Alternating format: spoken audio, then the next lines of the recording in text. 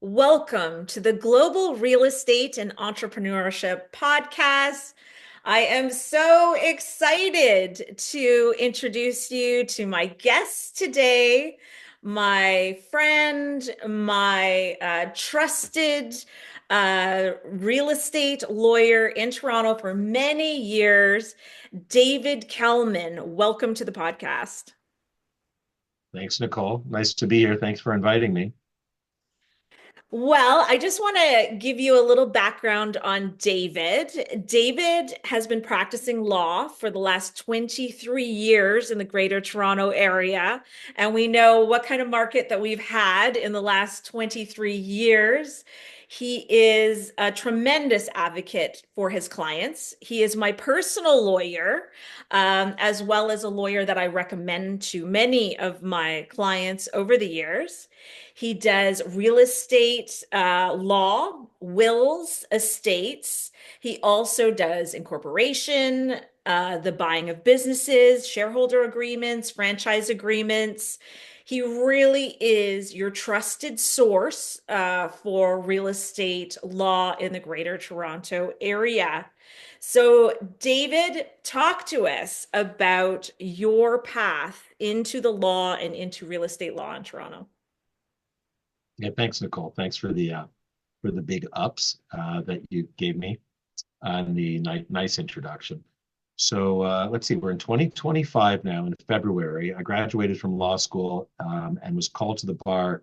It's 23 years ago, almost to the day. I don't remember exactly what day it was, but it was in February 2002. I had graduated in 2000 from University of Toronto from the Faculty of Law there. That's where I did my undergrad as well. So I was a U of T grad. I'm really a Toronto guy and quite proud of our city and I've always practiced here and lived in the city. Um, I my Incidentally, that's journey to my real alma estate. mater too. I'm from University of Toronto, and I believe that Oh, University of Toronto has been named the best university in Canada.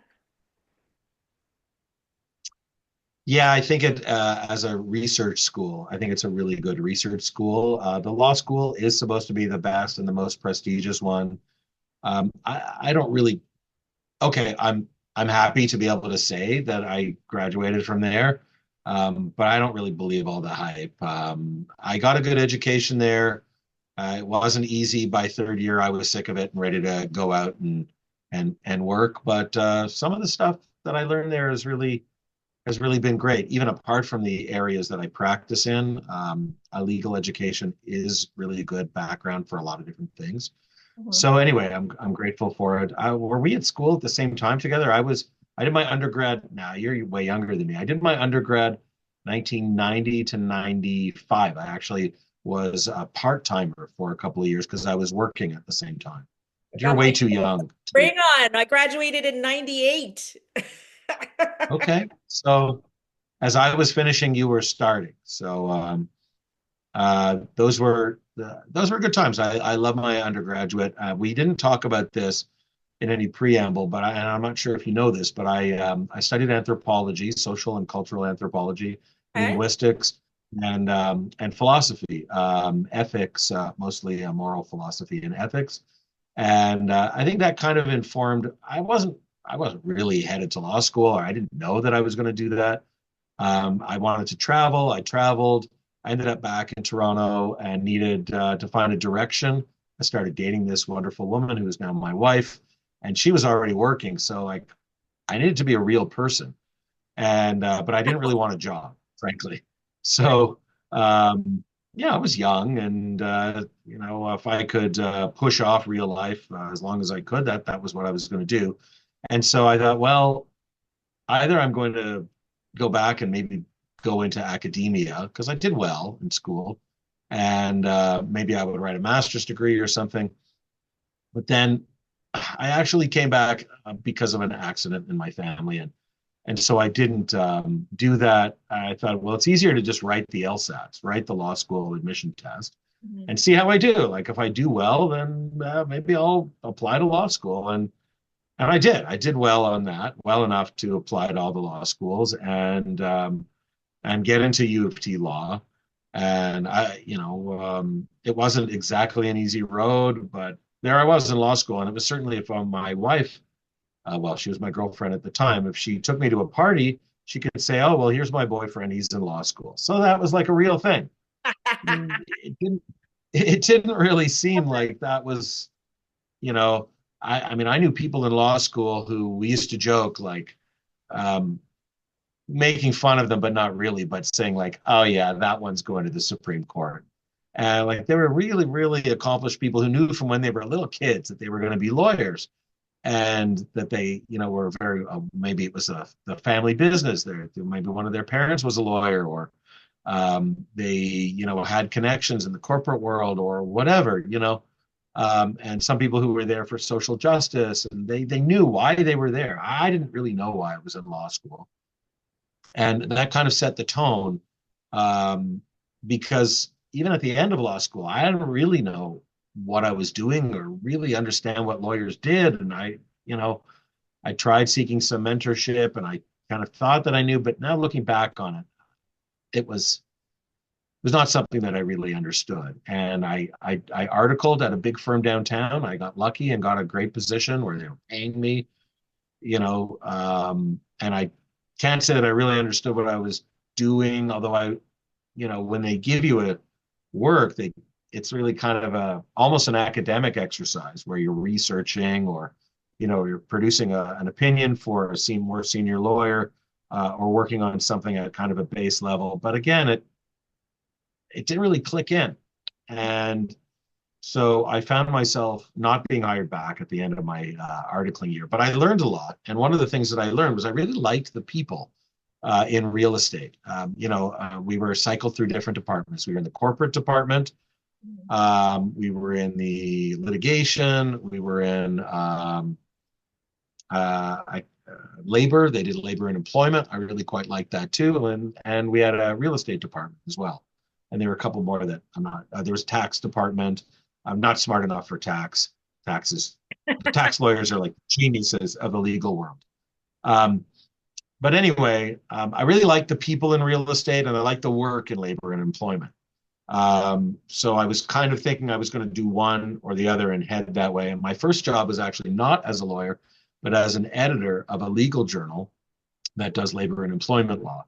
Wow. And the editor job was, they call you an editor, but you're doing a lot of writing. You're doing case commentaries or reading cases, and I was really good at it. But the problem with being really good at it is that you'd make X number of dollars for like lower level easy cases that were like short cases, and then you'd make a little bit more on a harder case, maybe a court of appeal decision or just a longer lower level court. And then if you're doing like a case commentary, a summary of a Supreme Court case or a long appeals court case, you would get paid more, but it would take you 5 times as much to make twice as much money. So as I got better at it, they realized I was a good editor and writer, and they would give me the more complicated cases. I was making less money, and it was awful. And I did it for a while, and then I said, I got to get a real job. I got to be a lawyer, because my wife was no longer funny to introduce me. It was no longer prestigious to It's old introduce me as news. a. Yeah, now it was like I'm just like writing stuff. So it wasn't just for her, but I ended up getting a job in real estate. My first job Mhm. was with a well-known, small, fairly small, but a firm that does really good work. And again, I was finding my footing and not really understanding what I was doing as a lawyer and how to make money as a lawyer and how to be that, because I guess it was mostly for me about people and sort of the heady academic stuff. And so then suddenly I was in the trenches and learning how to do. First thing I learned was a real estate deal, how to do a real estate deal, whether it was a purchase or a sale, and so how to do a residential real estate deal from beginning to end. That they don't teach you that in law school. I took one real estate course at U of T Law. 4 people showed up, and there were 3 practitioners, lawyers, who were teaching the class. And they looked at us and said, "We're not teaching 4 people. And so they canceled the class. So Wow. it's not worth our time to teach four people. There's just not that much interest in real estate law. And I'll tell you, Nicole, a lot of people, and you know this, a lot of lawyers who practice real estate law now, they do it as sort of like a little extra service that they do as bread and butter. They don't do it as their main part of their practice. And it shows. It shows in the quality of work, Mhm. and caring that they put into transactions. And we'll get into more of that. And so in the rest of my journey, I actually did not do well in the beginning of my career. I had a hard time for the first 5 years or so, um, where I went kind of from firm to firm. And but what I gained in those first few years, up to about 2008, so it's like 6, 7 years, I gained knowledge of real estate transactions and started with transactions, learned the residential side, then learned the commercial side. I got to do some commercial deals as well, which I do now still. And then I went to a firm and ran their real estate. But it wasn't like the people at the firm all felt kind of besieged. It didn't feel good to me.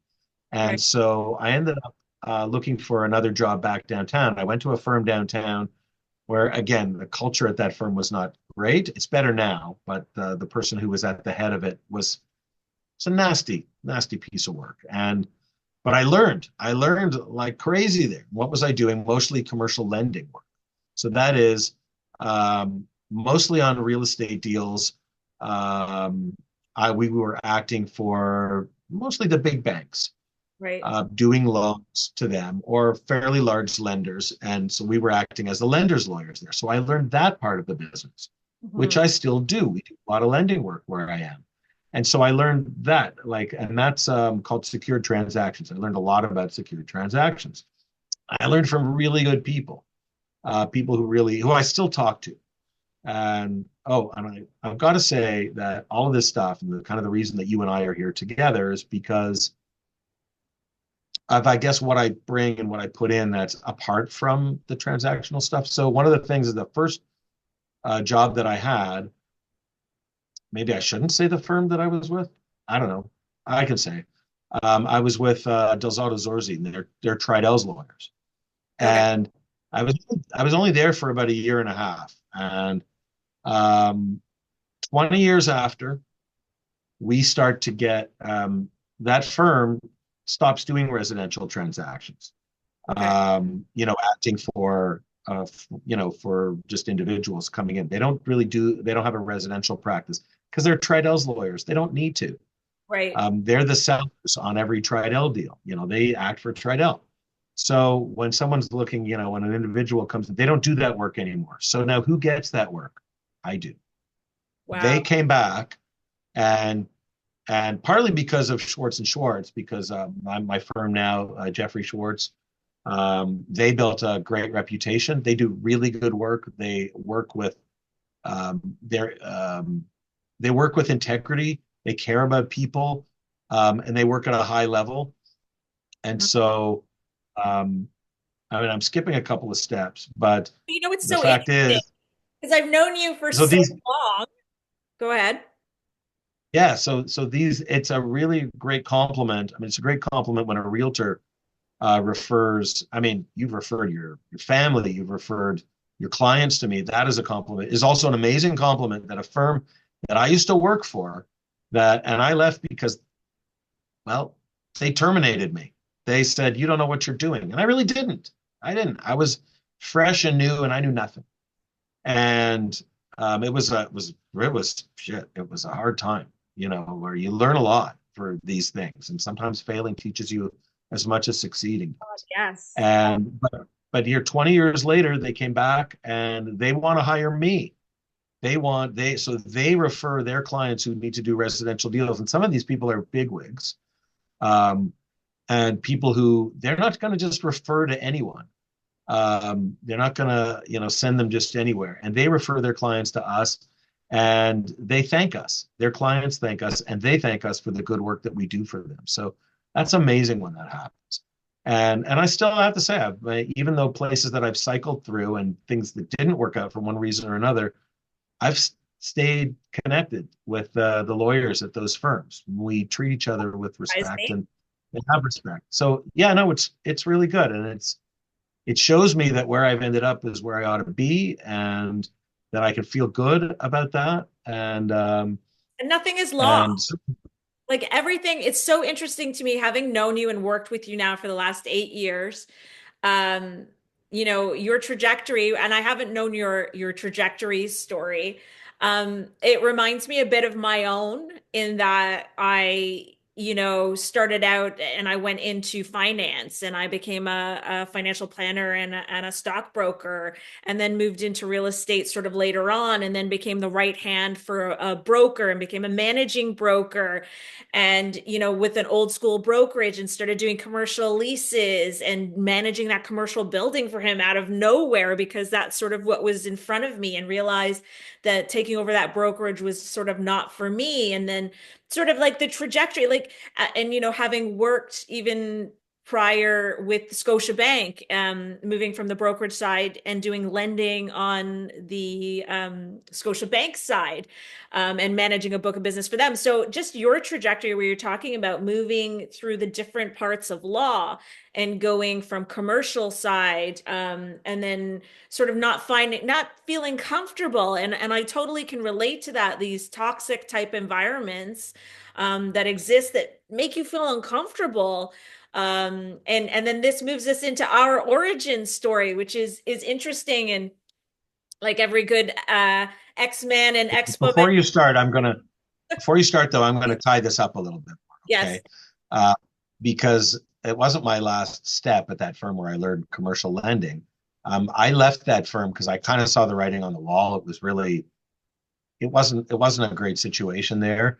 And I found another job at a firm that doesn't exist anymore, kind of a little bit of a stodgy firm downtown.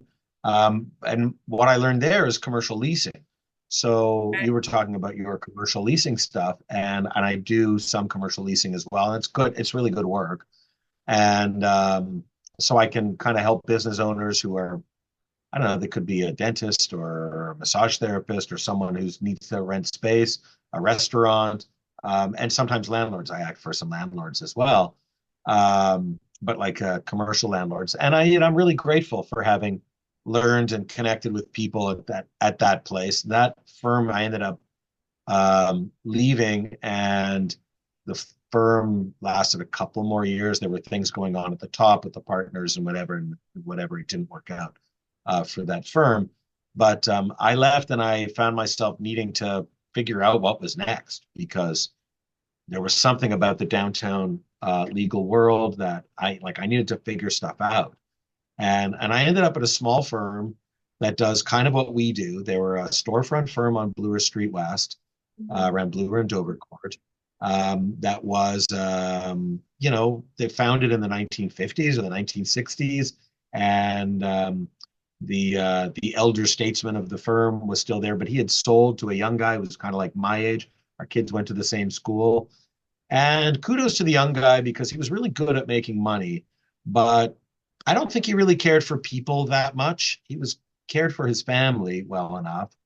But he was a little bit of a charlatan, and it took me some time to realize that he wasn't treating me right either. And it wasn't really a great breakup. But I was on my origin story for why I'm at Schwartz and Schwartz and why I hooked up with them, is I was on a deal. It's on a commercial deal for the sale of a mixed residential and commercial building, a significant one. It was like a fair bit of money. And the lawyers on the other side of the deal were Schwartz and Schwartz.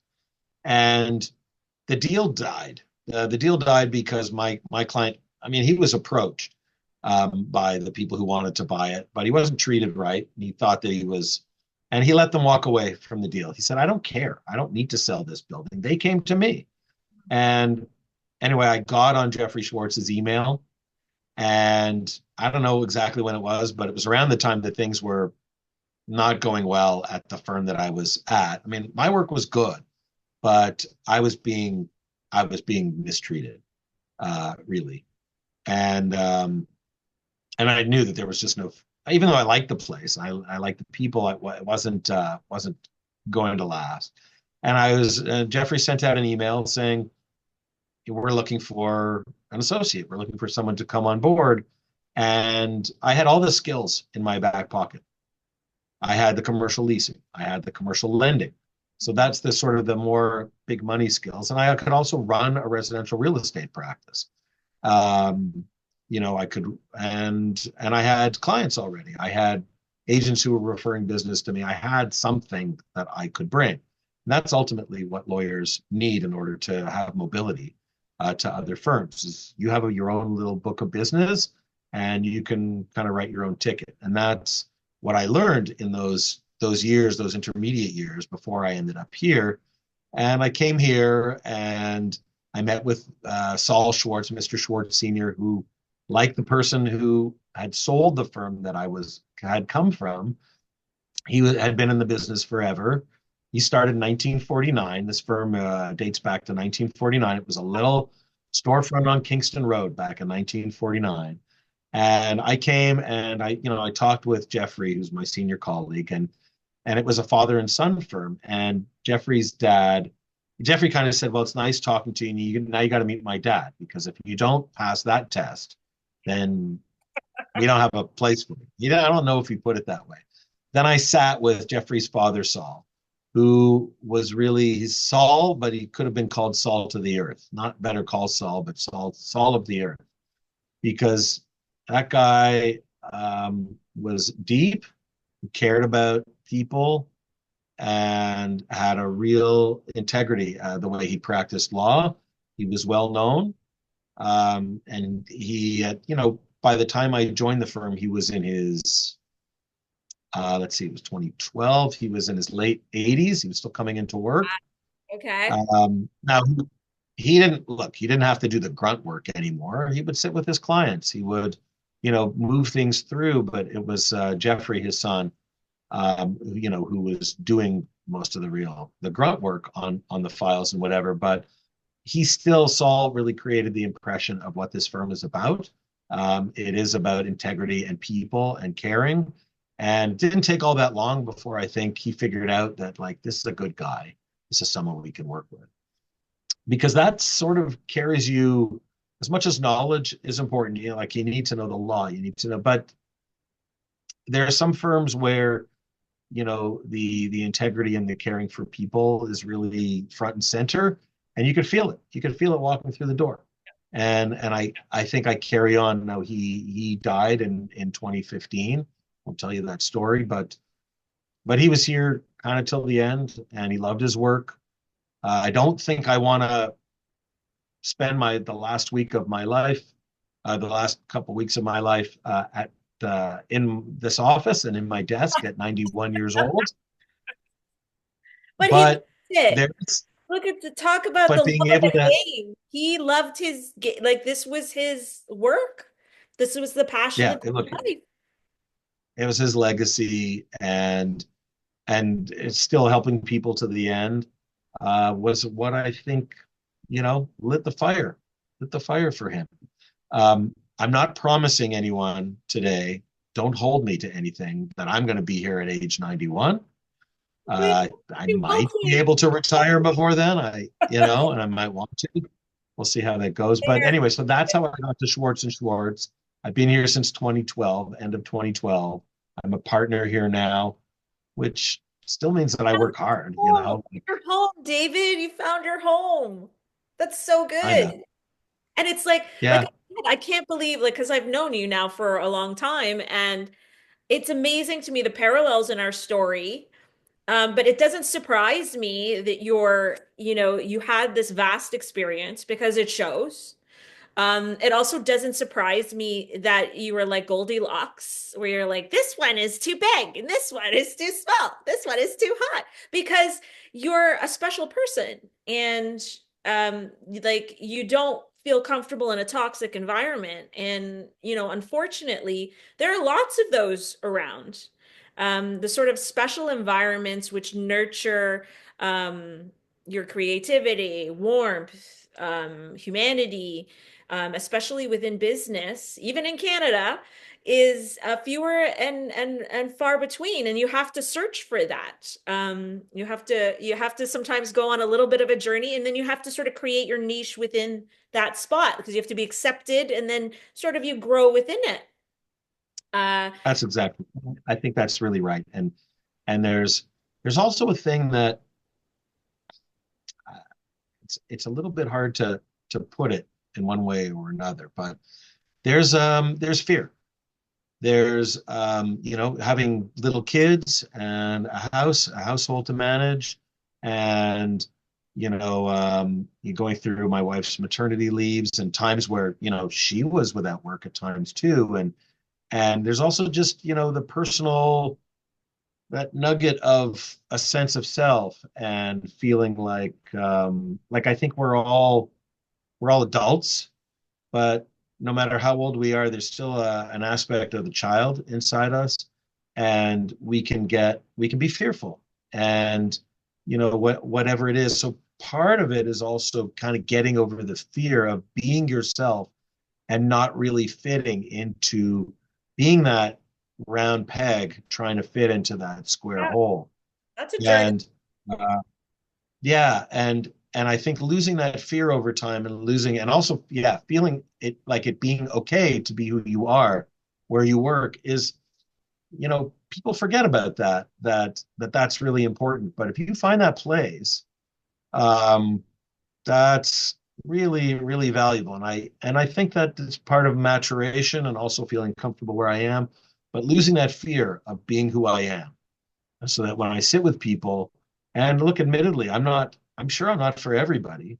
Now, I'm sure there are people here who say, well, that guy, for whatever reason, isn't going to be my lawyer. I mean, it's not all this, but sometimes I've had clients who want to do things that I'm not comfortable with. Like, I don't want to do the crappy things that they want me to do. For whatever reason, they realize, look, this guy is very straight. He's not going to do this. He's not going to play around. Well, being a person in And integrity, that happens. Not everybody is your person then. And that's sort of where you put up your walls, not as a martyr, but, or even as a judgment, but it's just kind of like we're in a business and we're in a city. We are in a metropolitan city where people do push professionals to, the boundaries of what we feel is ethically correct. And we as entrepreneurs and professionals have to be like, look, this is my boundary. I'm like that too. People offer me and ask me to do all sorts of things, and I'm like, no. It's like people may do well, that. it's also, well, and look, and it's not, I don't know that it's rare. I think that there's a lot of great realtors out there, and you are one of them. And one of the things is that people don't get it, right? Because there's this big veil. There's this big curtain that people don't get to see behind. And I'll tell you, and I'll tell anyone who's watching here is that Nicole, one of the reasons why you're referring people to me is because of that integrity aspect. So if, for example, you give me a client who's looking to buy a condo, and I review the condominium documents, and there's a problem with that condo, and it's something that the client has to know about. I don't feel like, well, I'm going to lose Nicole as a source of referrals if I give this person bad news and make them walk away from the deal. I feel comfortable with you. And frankly, Nicole, I can't care anymore about the realtors who give me business who then want me to do what's right for the realtor as opposed to the client. It's always got to be about the client.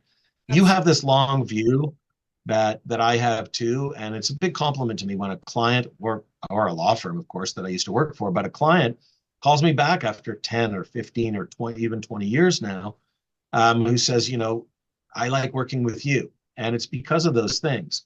And realtors also know that. They know that, look, this person has my best interests at heart. That's what we're supposed to Yeah. have, but it doesn't always work that way in the real world. And that's how you make a long career. It's not for short-term gain, even though the short-term game is very tempting. Convenient. It's not convenient all the time. It's not what all parties want to hear all the time, but I think that it's our moral compass, and this does lead us into our origin story and sort of how we met. But yeah, you're the easiest sell in the world for me, David. I mean, I say this man is a human, and you put the humanity back in law, which is, and it never should have left law in the first place, or finance or real estate or any of these things. We are working for the people. This is the largest, most emotional transaction that most people will have in their lives, and their homes, these assets. This is all the marbles. This is the majority of their wealth. So there's a lot at stake, and it's very emotional. I've seen highly educated people, even in finance, become emotionally distraught and a wreck in emotional transactions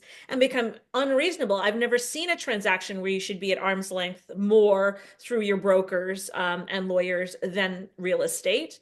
And this is coming from someone who was trained as a stockbroker. So I have a range of experience with investments and negotiating investments. But our origin story came at a time in 2017 out of a personal transaction, and you wouldn't know it, but David and I were on opposite sides of that transaction. David was representing the seller of a property that I had purchased personally. And in 2017, something happened that was unprecedented. The Ontario government decided that they were going to levy a tax, a foreign buyer's tax. And that actually had a very strange effect on the market. It only should have affected 5% of the market as foreign buyers, but it dropped the market like a stone. And I had purchased this property 3 days. We were in a massive heated market where you could sell anything at the drop of a hat. You could hardly buy anything, which is what put me out of my comfort zone to purchase before I had sold. Because I had a good property to sell. It wasn't quite ready yet, but 3 days after I had purchased it in a bully offer, firm. They came out with this unprecedented change, and the market dropped like a stone. I lost $100,000 on each property in a month. Had difficulty closing. So this is where a lot of my knowledge came from, in knowing what happens when you go into breach, what happens when you can't close a property, you know. And so David and I got into, between lawyers, yeah, it was World War, it was Clubber Lang and Rocky. And what was the prediction for the fight? Pain. Like it was painful. And of course, like all great origin stories, there was hijinks, and my lawyer ended up breaching her fiduciary duty to me. And it's amazing how that was a small breach, and later this lawyer, that who was my lawyer, ended up having much greater breaches. As it turns out. So it's amazing how even in the small things and the way people work can lead, almost be, like a leading indicator to what is to come in some ways. But the bottom line was, in that transaction, David and I did manage to close it despite being on opposite ends. And what I realized about David, who was a terrific advocate for his client, who was fighting me, I knew where David was coming from. He didn't push his client off to a junior associate. He was in the trenches for his client the whole time. He was pushing as an advocate for his client the whole time. And in the end, that's what won me over, because I reached out to David at an unprecedented event and said, I'm going to make you mine. And I didn't believe you at all, and you really have. So I'm very appreciative. And it is a great story when I can tell people that, my best source of referrals on the residential side happens to be someone who got to know me by being on the opposite side of a transaction and seeing the way that I operate and being able to really on the ground in a really awful way. And I look, there was obviously nothing personal, and there was nothing, I had nothing against you personally. I just wanted my client to get what he bargained for. That's what he wanted. That's what he instructed me to do. When I gave him the best advice I could give him in the time. And I do say he got every penny he was supposed to get, You did. and he was happy. And I'm his lawyer forever too, so that's nice. Um, But you were and advocate for your client, and that's what I recognized. And you got to understand too that at that point I had two lawyers, and that lawyer I had been referred to me by someone that I knew well.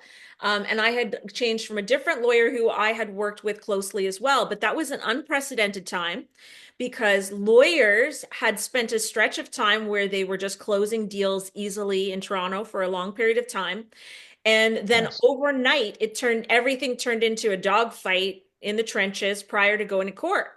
Every deal was not closing because appraisals were coming in low. People that's were exactly it. Yeah, hundreds of thousands of dollars apart. Banks were tightening up. It was an SHIT show, really. And yeah, and it's a nightmare for well, look, it wasn't in the end, of course it's not me, it's my clients, but I'm getting, faxes or emails from lawyers on the other side that say, well, can you lower the purchase price by $100,000 because we really just can't afford to buy it anymore, or we regret that we entered into this deal, and that's the thing, like most of the time, these are contracts where both sides of the deal want the same thing.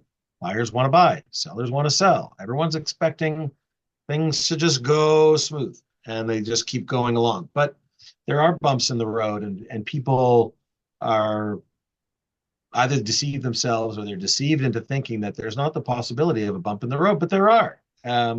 We just had a very long time where things went very well, and then suddenly a bump, and then people get caught. Um, you know, I don't know what the metaphor is, a bump, but they're not wearing their seatbelt or something. There is no seatbelt for yeah. for these kind of things. If you're in the market, it's a market, and the markets go up and the markets go down. We've been lucky here. The Toronto market is still strong fundamentally, but that doesn't mean that we won't hit bumps with a sudden drop in the Well, it value was of properties or in unprecedented. the ability We to lived buy or sell. through it. We did it, 2017. So, And we've even gone through it again in some aspects over the last couple of years. And especially what mhm. we're seeing in the condo market now with the flooding of the condo market with pre-construction, things coming in 100 G's under 200,000 below appraisal, people not being able to close. Like these are real situations that exist that um, you know, they're unprecedented. And this is the nature of real Well, estate. we say they're unprecedented, but if you if you live long enough, um, and that's the thing, lawyers, we work with people who have they went through the troubles in the 80s and the 90s. They know when interest rates were 18, 19, 20%. They know when, and so it's it's just never exactly the same. When we say unprecedented, of course, that there are things, novel things that happen. And so to advocate for myself and for what are we doing here, Nicole? We're talking about why when people need to choose a real estate lawyer, why they might want to choose me or someone who's like me, let's say.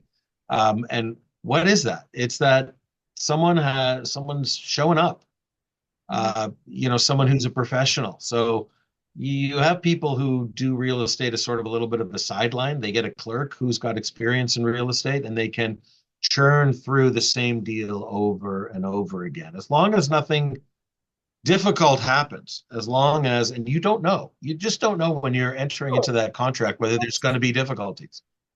You And think so, when I bought that house and as a realtor who had her pulse on the market 3 days after that change was going to drop the market like that? No, absolutely not. no, that's exactly it. And you get promises from people that yeah, everything, your mortgage is fine, you've been pre-approved or whatever it is, that you feel like nothing is really going to change. You're not going to find out anything contrary, or um, and in most cases everything's fine, and the deals are normal, and they can just be run through the meat grinder. And then once in a while, Day, uh, David. That's a good day when we don't have to pull out our capes. But you want yeah, and look, and somebody, that's what, number one, you want somebody like, look, I could fight, and David is a worthy adversary, my friend. And so you want someone who's going to be in the trenches fighting for you if you need to fight. If this goes to cuff, they will. But the other piece here that's exciting with you, I think, is that what I say to clients is what they don't realize with contracts and with lawyers is that the piece there is that the other silent person in the deal, in a way, is the liability of the lawyer. And there's many times that I know that lawyers have put their liability above the interest of the client. And in a lot of ways, that ends up being a breach of fiduciary duty, which is, of course, to put the client's need first. Everybody's needs to make sure, especially as a lawyer, that the liability is accounted for and people are covered. But at the end of the day, you are putting your client's needs above, that fiduciary duty is top. And well, you should know I do that at the beginning of the day as well, and also in the middle of it. you're doing it all, Um, David. I love I it. always say that when someone says at the end of the day. But it's true, and what Huge. people do forget that, like, why do we use lawyers to do these things as opposed to insurance companies or something else? And part of it is because lawyers have insurance, and the last thing lawyers want is a claim against their insurance because of some mistake that they made or some bad advice that they gave. But that's the reason that we have insurance, and that's one of the things that and it's one of the hard things about being a lawyer in general. In general, is that we do, in some sense, protect ourselves from our clients and our clients' bad decisions, and so that's why we make notes. We keep notes and files. We make sure that when people tell us to do something stupid, we do it because we have to take their instructions. The good thing is that my practice doesn't really, there isn't really much of that.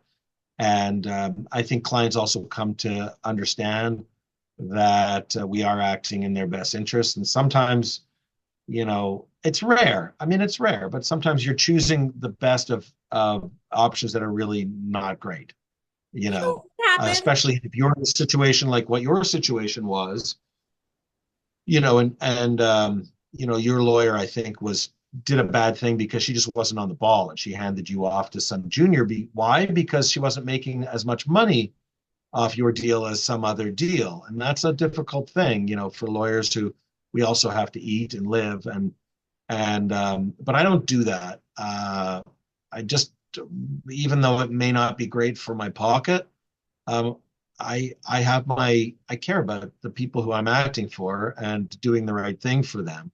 Let's And duty it's of not just about, all, right? well, it's just the way you should be as a person. I mean, the fact, okay, yes, I do have a duty as a lawyer, a professional responsibilities to my clients and also to the practice and to the administration of justice and all of these sort of larger things. But often it's just like, well, what's the best thing for this person to come out of this situation in a way that is, yes, financially advantageous for them, but also saves their mental health, their emotional health, maybe their relationships with other people. That yeah, people aren't just their pockets. They're not just economic actors. They're like there's more. There's more to things, and I think going back, that's sort of having that background in other things. That it's not just I didn't just study finance. I didn't just study business. I study people, and I love people. When it comes and unfortunately, on some days, people disappoint me a lot.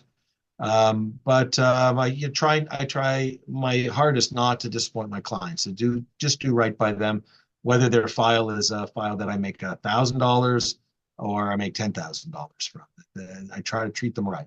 And I'd say I love that about you, David, because I would say too that I too have suffered that disappointment in people over time. But part of that is the risk of loving people.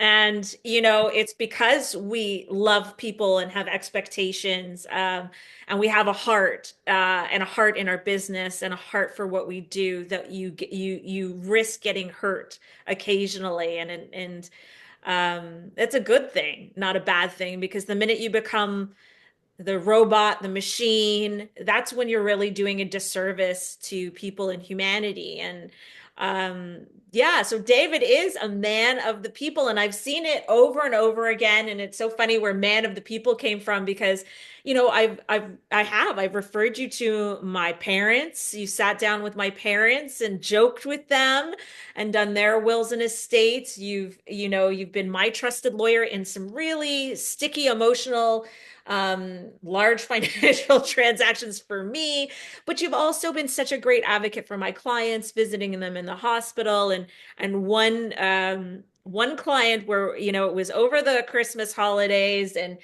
David had cleared his docket for his lovely family. And I said, well, David, these clients may need to close over the holidays. How do you feel about that? And you said, Nicole, I'm a man of the people. And I said that. said that. You said, I'm a man of the people. My wife may not like it, but we'll leave it. What we did was we ended up both being available to do it if necessary.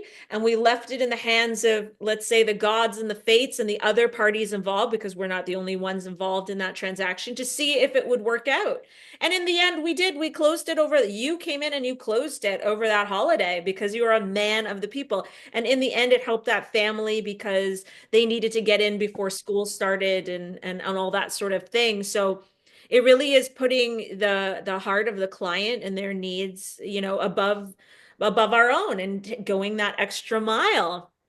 So in talking of man of the people, I know that you have some really interesting new developments that you're working on. Talk to us a little bit about being a champion for the people. Well, okay, you're going way beyond what's, I mean, first of all, if I'm humble, it's deserved. Okay. I'm not really changing the world here, but I do.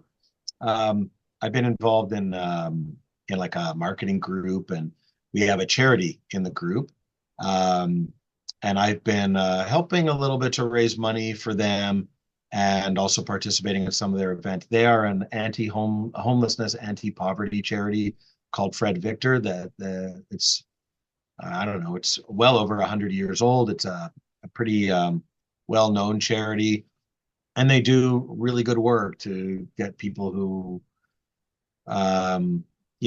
get them help out of bad situations, whether it's employment help or housing help, training, things like that. They do just really, really good work, and it's helpful. I live downtown. I live in this city. The city is important to me, and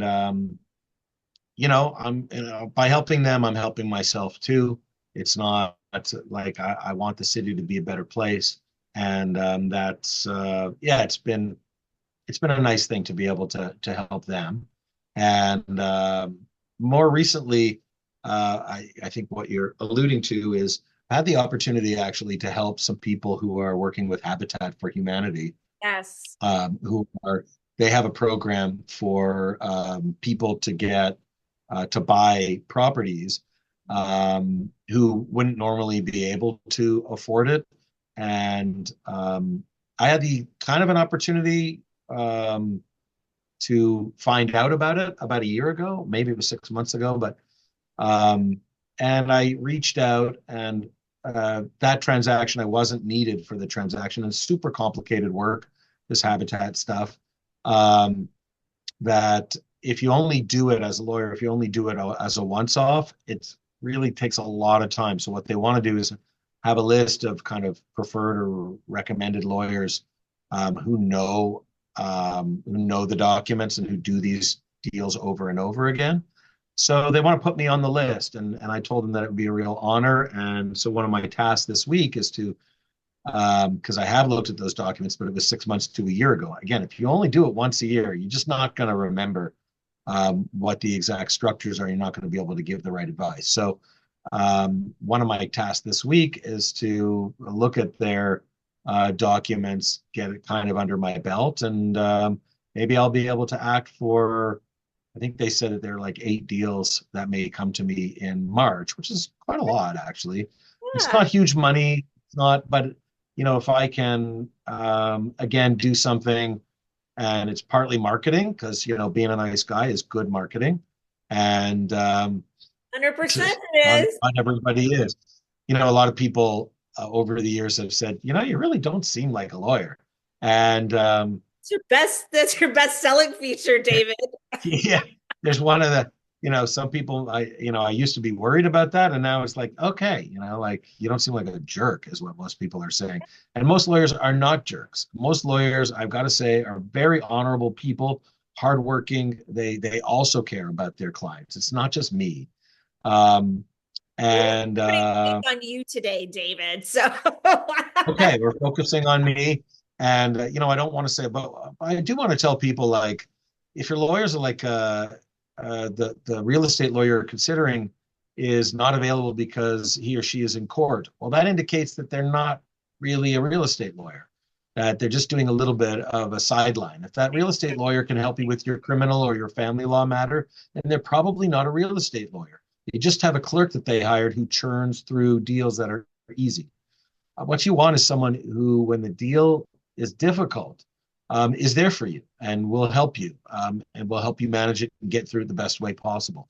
and I And would I'll say, tell like, you, if you more and get more through it deals. and it's smooth, that's a blessing. You don't Yeah, want to use our superpowers in getting you out of court or bad situations. I mean, that's when you're grateful to have someone who knows their stuff, who will put your needs first, who will fight for you.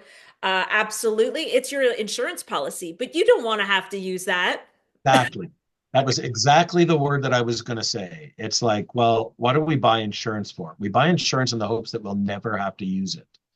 Mhm. But that if we do, then that extra money that we have for insurance, and that's like, and I actually don't think that I'm much more expensive than other lawyers. I don't really charge that. I'm right in the kind of in the middle of what most people charge.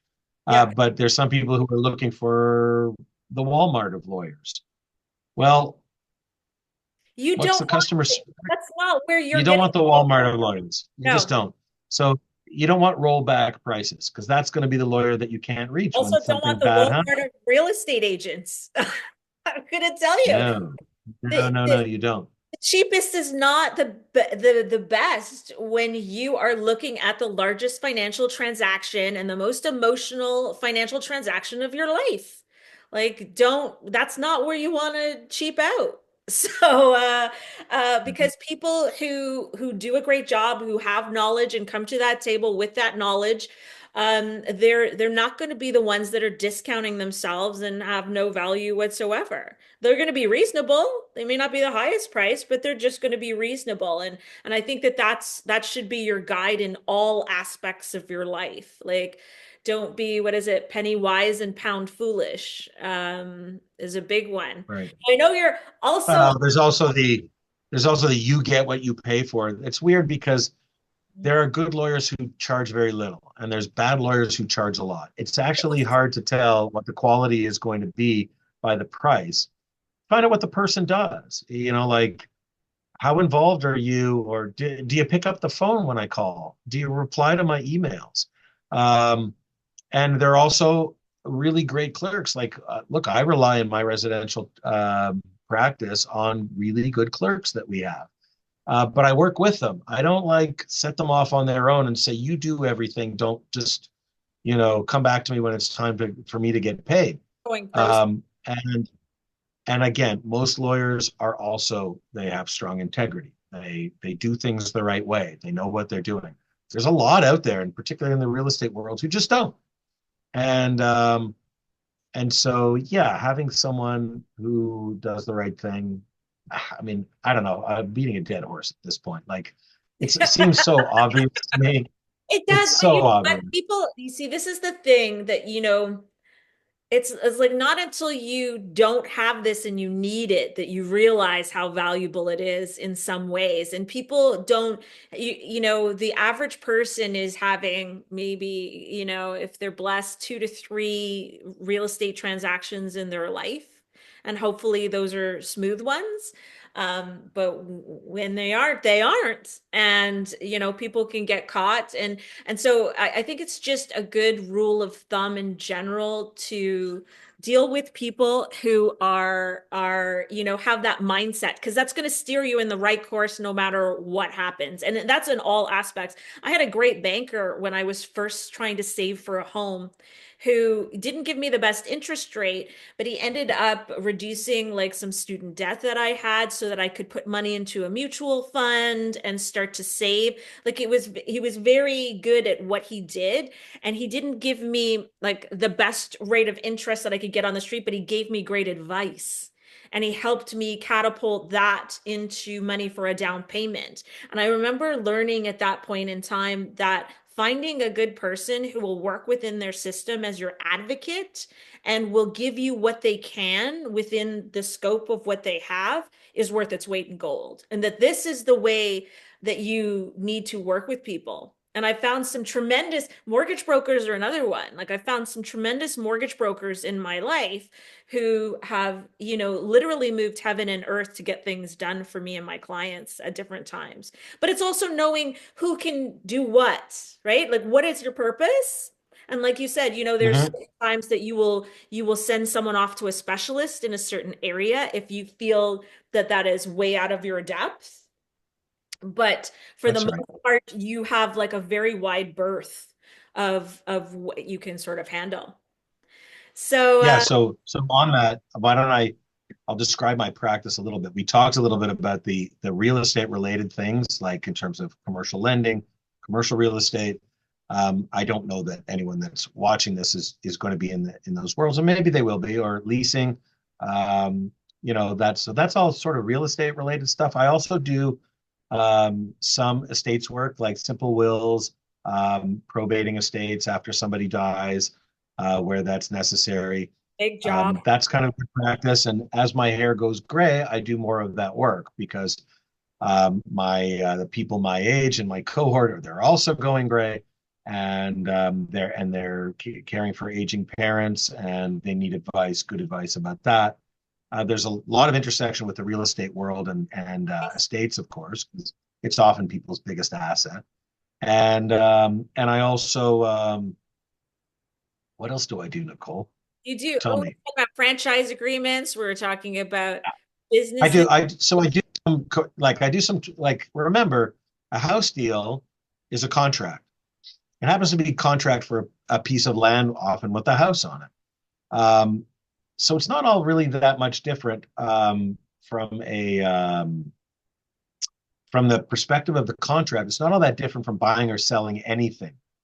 Now, we don't need contracts when we go into Best Buy to buy a fridge or a pair of headphones, but there is a contract that's involved. And so, but when we get into larger things, you don't need a lawyer to buy a fridge. But when you are buying a business, for example, maybe it's a restaurant, and you're buying a fridge, and you're buying space in a leased property. You're really buying a lease or buying a location. You might be buying a franchise agreement. So I don't draft franchise agreements, although I actually have done a little bit of it. That's not. I would pass someone off to someone else. But if someone in the course of buying a restaurant was buying, let's I don't know, say a Popeyes or some kind of franchise, I might be reviewing a franchise agreement as well as part of that. So I do those kind of business transactions that are quite similar in some way. Those are great files if if someone is watching this and because they're interested in a lawyer for their house deal, but they also have a business and they think, oh, well, you know what, I need a lease or I need help with purchasing a business because I'm thinking about it, maybe buying a franchise business. I can help with that kind of thing too. And again, it's the same sort of basic thing where I look at you as a person, I look at your life. I want to get to know you a little bit to see what's important to you.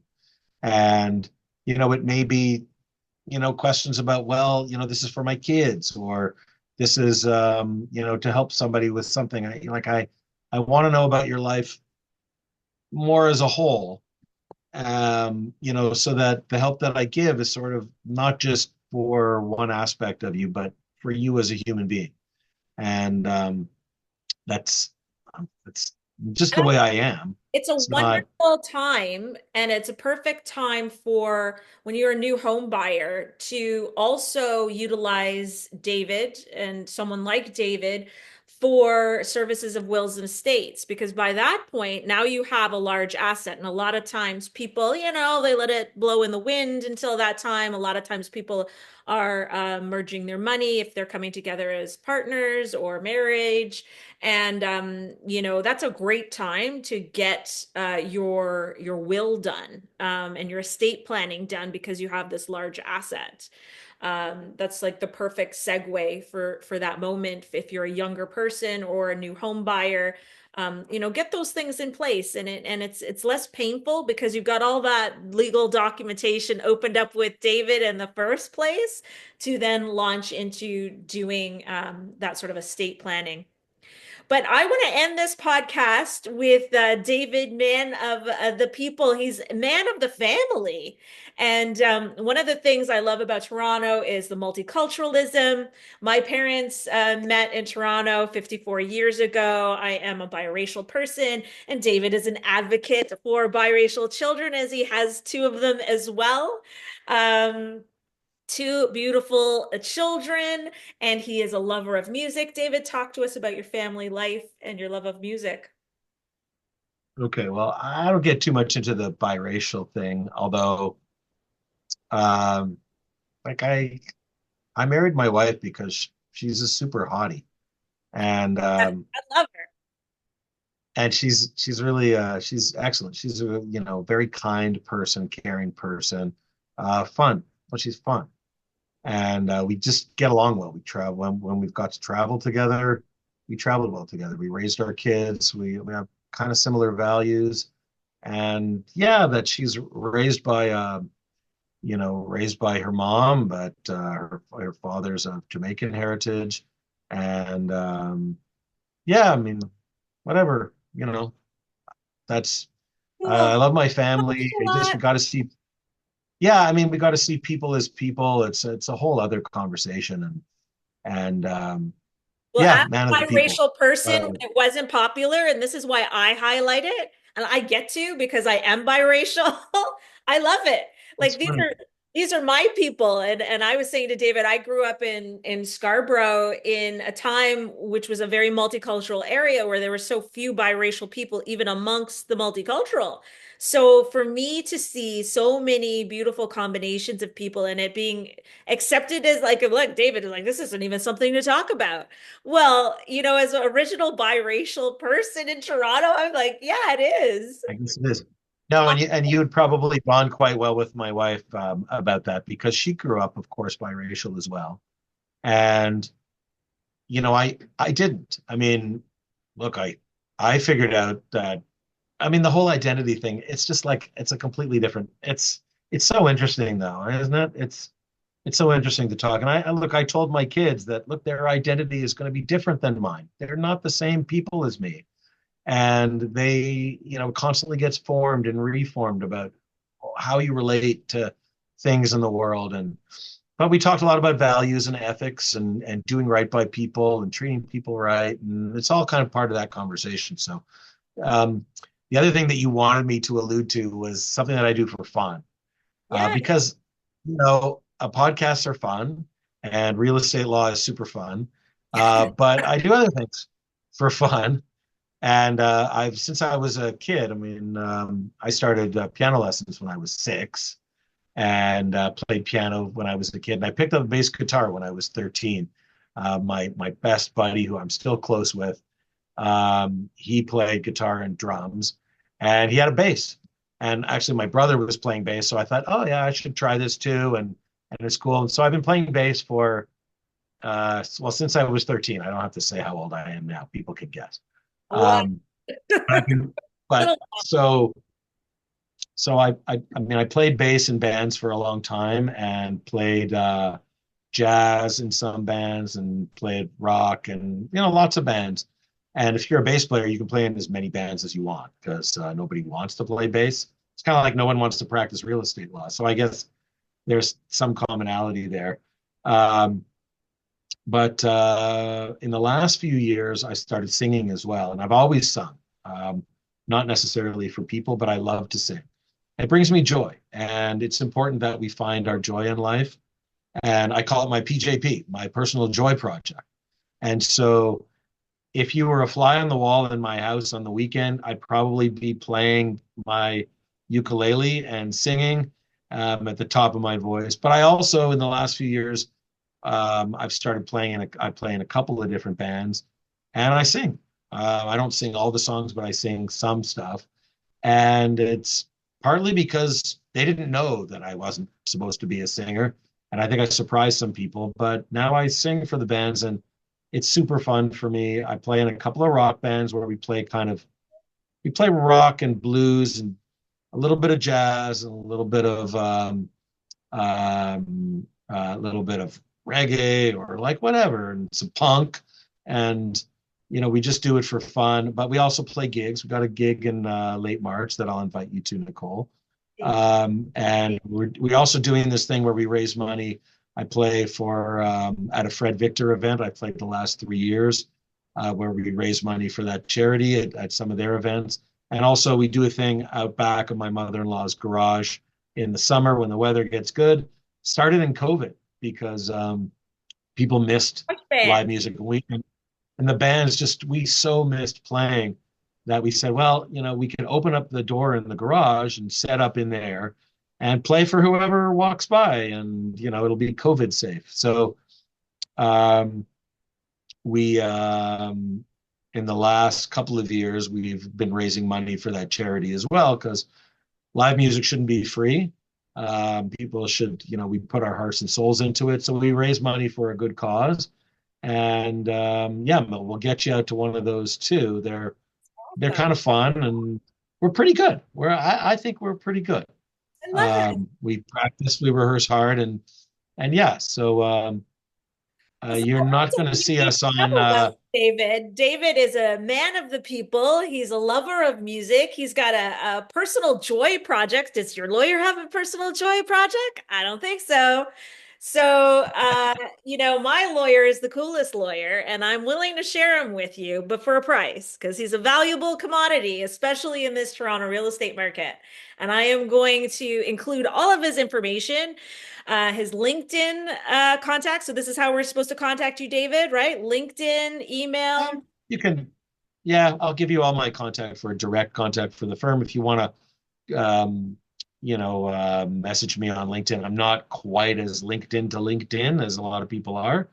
Um, but yeah, for sure. I'm not really on all the socials, but I get pressure from people to be on Facebook and Instagram and all that.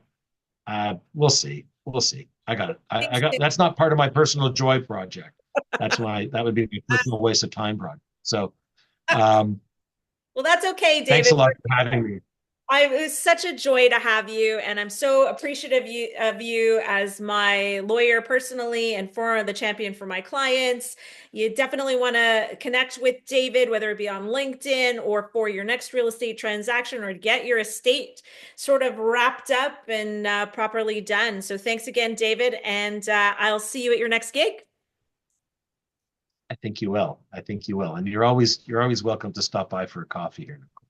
Thank you.